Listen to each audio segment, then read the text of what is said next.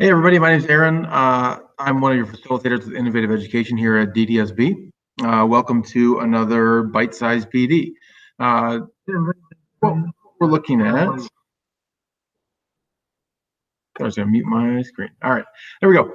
So what we're looking at today is we're going to take a look at WeVideo. WeVideo is a new online platform for editing and creating video. Think of it like a replacement for something like Movie Maker, iMovie, Adobe Premiere Pro. If you haven't seen our Bite-Sized PD before, what we're looking at is just short, little, less than 20-minute sessions. Just to give you a real quick overview, we've got previous sessions on Overdrive, on student streaming video, on changes to Google Classroom, on student password management, all kinds of little things that you can do to get some professional development in little bite-sized chunks. So, like I said, today we're going to take a look at WeVideo. I'm going to go ahead and share my screen and show you what we're talking about. If you want to jump into the chat, you can. There's questions on the sidebar. You will have to enable a YouTube channel to do so, but go ahead. It's really quick to do so if you're signed in with your DDSB account. So taking a look at WeVideo, I've gone to wevideo.com/education. If you just Google for WeVideo or type in wevideo.com, you'll get there as well. It's no problem. If you add the education, you get a few other clickable links for resources and some guides and their blog for teachers. The first thing we want to do when we get here is go ahead and sign in. Now, this is a little confusing for students especially.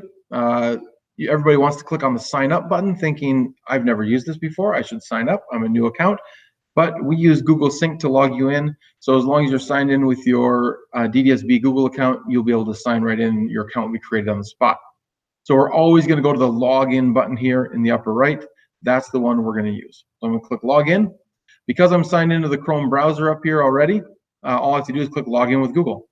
This is compatible with Chromebooks as well. So all our students, if they're already in, they just click login with Google and it's going to sign them right in without entering any of their passwords or usernames they're in already. Taking a look at WeVideo. Like I said, it's a movie editing platform. It's brand new to DDSB this past year, and we're seeing lots and lots of people using it, making some really cool stuff with it.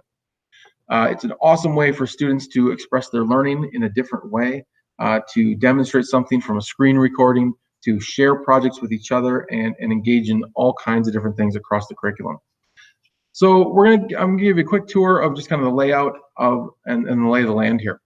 So looking up here at dashboard, we have dashboard, projects, media, videos, and groups. What's going to happen here is your dashboard is your landing page. Gives you a chance to click into templates or recent edits you have down here that you've been working on. Projects, you can think of like a folder area. This is a place where you could start something larger with many edits or many timelines within them. So think, for instance, you have a project maybe named graduation. And in that graduation, you've got 2 or 3 videos, one for before the ceremony, one for the end, one for the middle, and you have more than one edit or timeline in there, more than one video made under that project type. Projects can also be shared and collaborated on. That's one of the great things about working in the cloud is that we can work with other people on the board. So I've got this little folder called Shared with Me, and that's where I would see other things that other people have started or owned or are created by others that they're sharing with me that we can work on together. I can also go down to the bottom right and click on that plus button, and I can create a new project if I wanted to. Creating a new project gives me some options here where I can title it, and I can also choose the project type. Most often, we're going to choose a personal type. That means only I can view or edit it. No one else can see the work that I'm doing. But as a teacher, you might want to make a collaborative or shared project. These are ways that we can get our students working together, or you can work with another colleague or student as well. A collaborative project means everyone shares the media and they share the edits themselves. So this means you're actually truly working on a document together. So think of it like a Google Doc that you shared that you both have editing rights on. You're both working on it.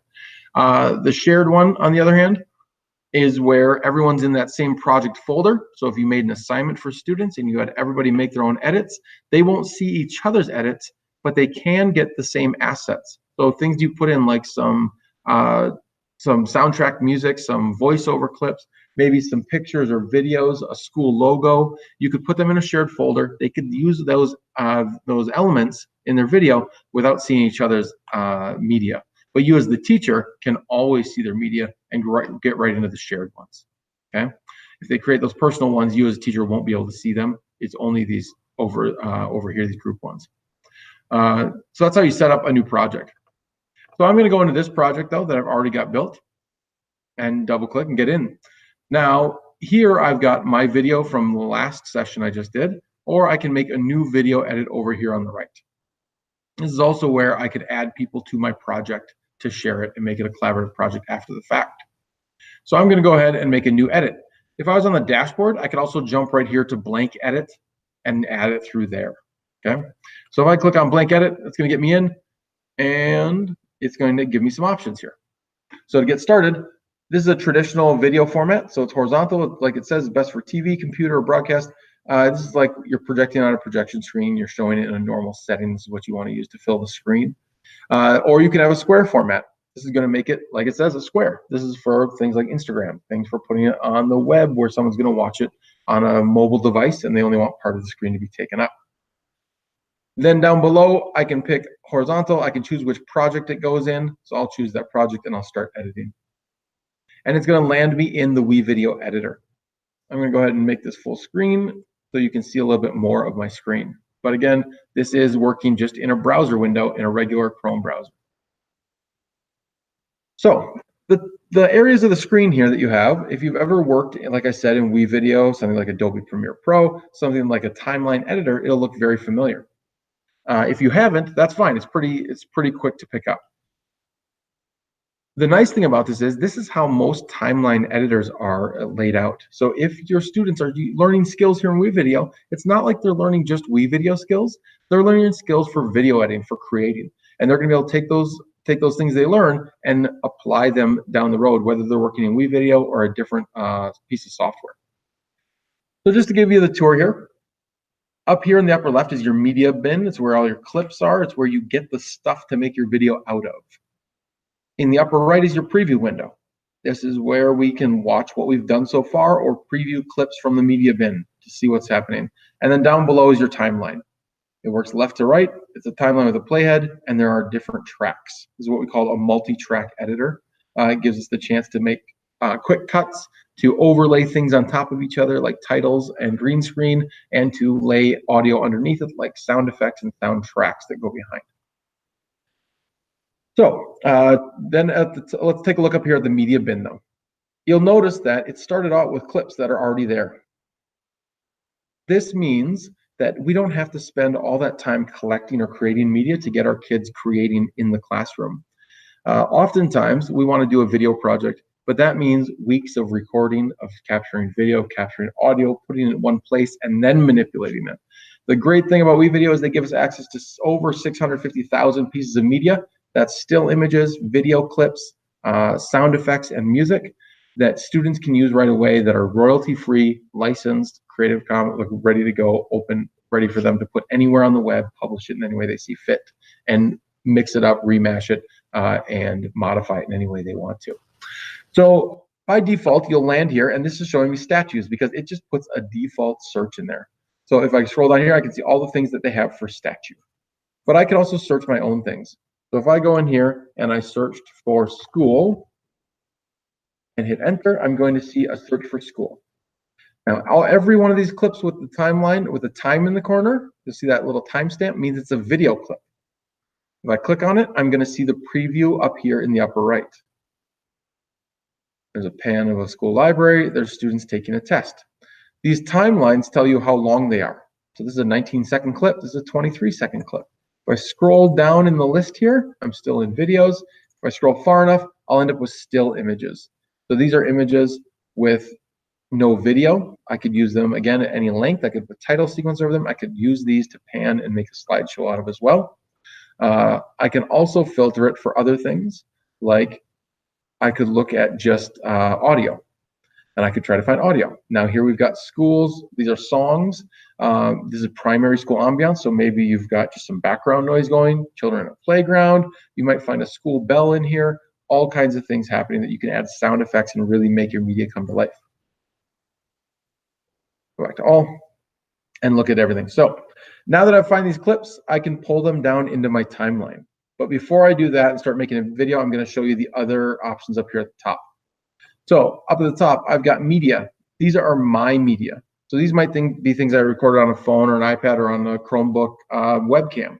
I can upload things from somewhere else. I can record media right from my webcam, or I can record the screen even if I want to do a screencast and explain something to my teacher or to fellow students. Or I can do a voiceover. This is going to give a voice recording into the audio track where I could narrate, think of it like a documentary style narration. The other thing I can do is I have text here. So this is for titling. These are titling sequences. There's all kinds of them. Some of them are motion graphics you'll see here that kind of build in. They're pretty sophisticated and they work really well. All kinds of options here. Then you can edit the text font and the color as well in all of these. You also have seasonal ones in the season folder where they change these throughout the year for holidays and things. They also have callouts. So callouts are things if you're doing a screen recording or you're showing your students a new skill, you might use an arrow or a label or a text or circle things on the screen using these callouts. You have audio clips. Audio clips are sorted into music. Premium music is sorted by the mood of the music. So you can kind of feel what you want for your clip or for your video, and sound effects. Sound effects are also sorted into different categories and they can be searched. They're all just little short sound effects for you to use to add that depth to your video. You have transitions then next, and you have graphics. Graphics are things that are motion graphics to lay behind titling, to lay behind green screen, things like that, or solid images, overlays that you could put on top of images, or frames to go around images.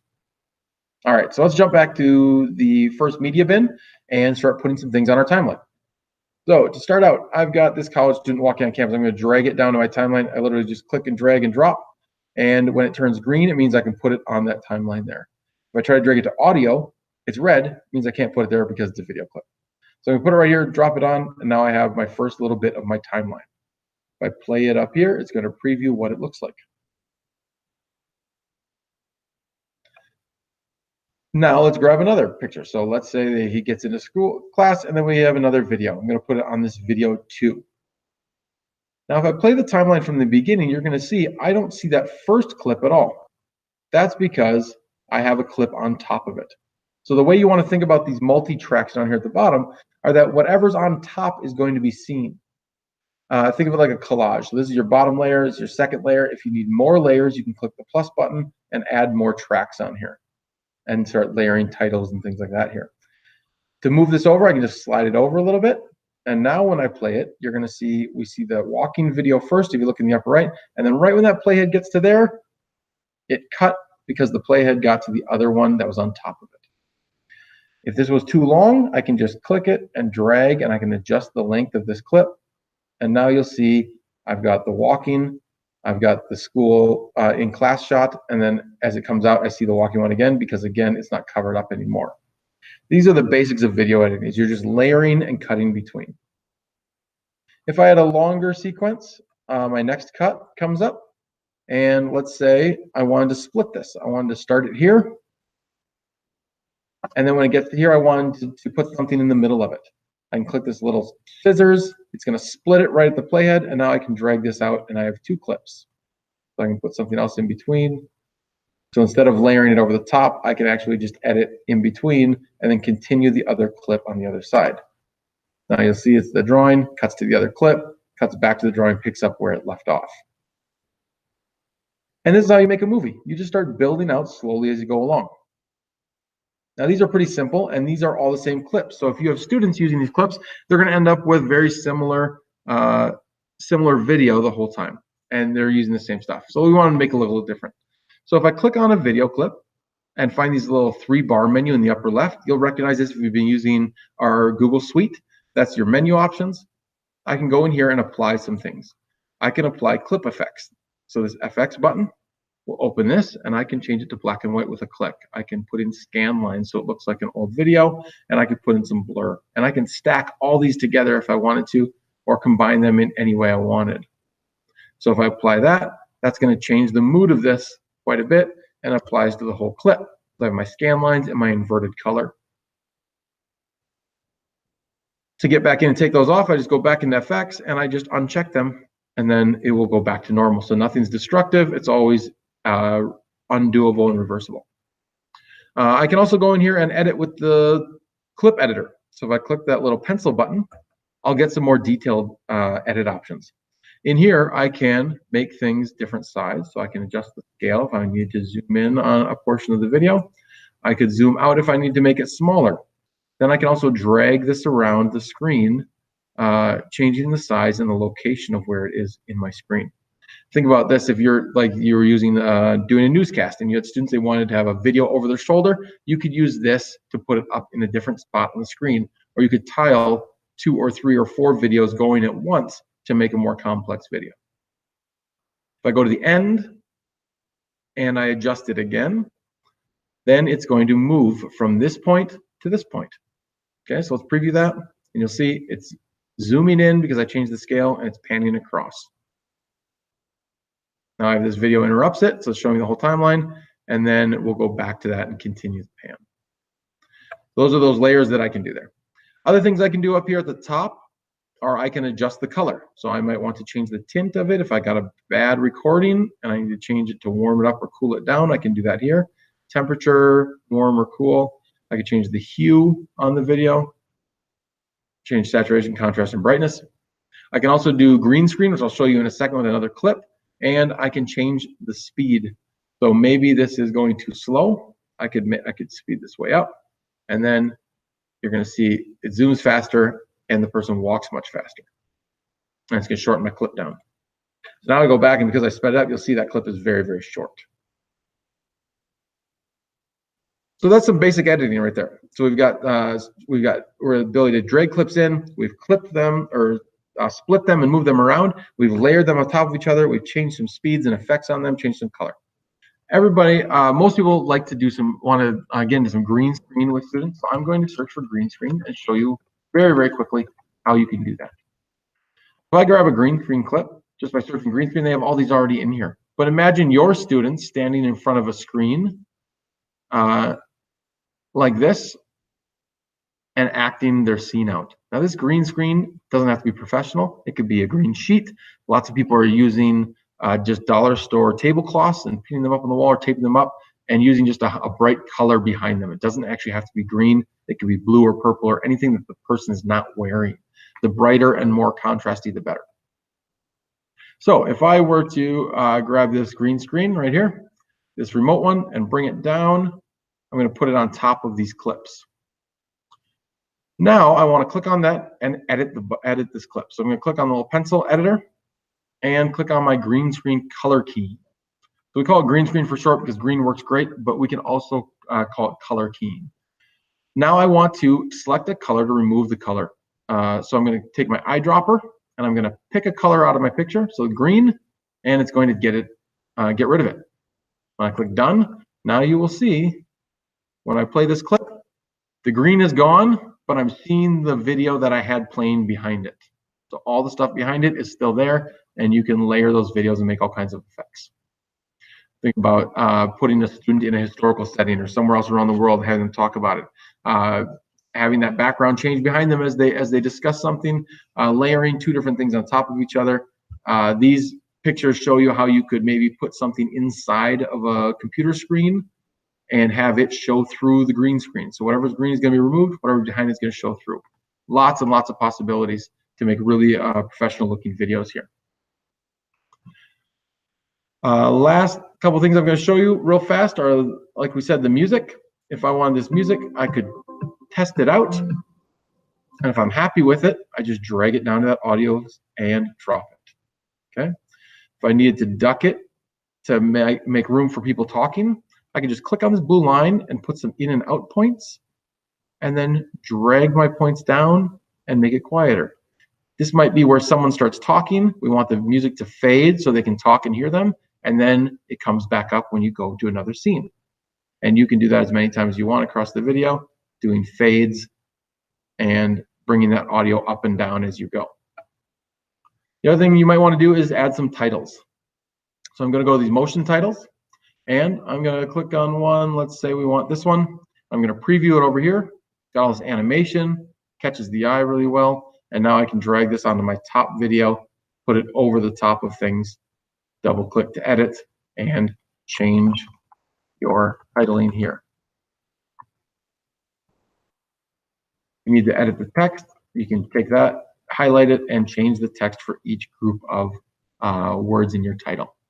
And change the size. It's auto by default, but I could switch it over to manual and make the changes here if I wanted to make something larger or smaller in my titling. When I'm done, I just click done, and it's going to put that title in over the top of the video. And you can hear my music in the background now. That's some really quick editing with WeVideo, some really quick cuts.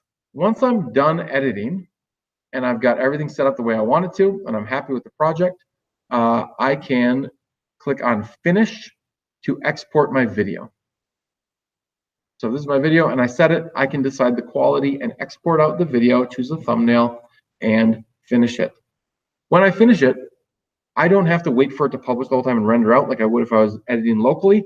It happens in the background. So once I publish and finish, it's going to do my video in the background. I can close this window and walk away. And then when I come back and go to my videos, it's going to show up in my video queue here all ready to go. Once that's there, I'll be able to submit it through Google Classroom, send a link to someone to view it, and share it around that way. And it's hosted right in WeVideo. We could also download it, upload it to a YouTube channel, or put it somewhere else. That's about it for WeVideo. There's lots of opportunities, lots of things you can do. But back to just kind of the main points here. The ones you want to remember are when you're signing in, you're not going to click sign up for the first time. You're actually going to click log in. So make sure your students are logging in. If you make that mistake, reach out to us at Innovative Education and we can help get you into our domain and bring those accounts in. But it's easier if you get it right the first time, obviously. The other things you want to remember are thinking about the layers and how you stack up your clips and how you bring them in. So a great way to start with your kids to get going really fast with this, getting them creating media, is to have a quick tutorial on this and let them explore. Kids figure this out really quickly. We've used this down to grade 3s and grade 4s, and they've had a ton of success making videos within the first hour of using it. Another thing you could do is try like a 10 or 15-minute film festival. So show them how to do it, say go, and have them make something really, really fast in 10 or 15 minutes so they're not agonizing over every little decision. They just want something made really fast and then share it and take a look at it as a class, talk about what works, what doesn't. This is just a really, really easy way to get going quick because, again, you don't have to record your own video or get your own video in. So give it a shot. Contact your ed tech coach in your school, or contact us at Innovative Education if you want to learn more about it, or have us come and work with you or your students on this. We'd love to see them get creating with this tool. All right, thanks for joining us on BYTEsized PD. Make sure you check out the other videos that we have on the BYTEsized PD channel. They're for some little short tips and ways to get going. All right, thanks. Talk to you later.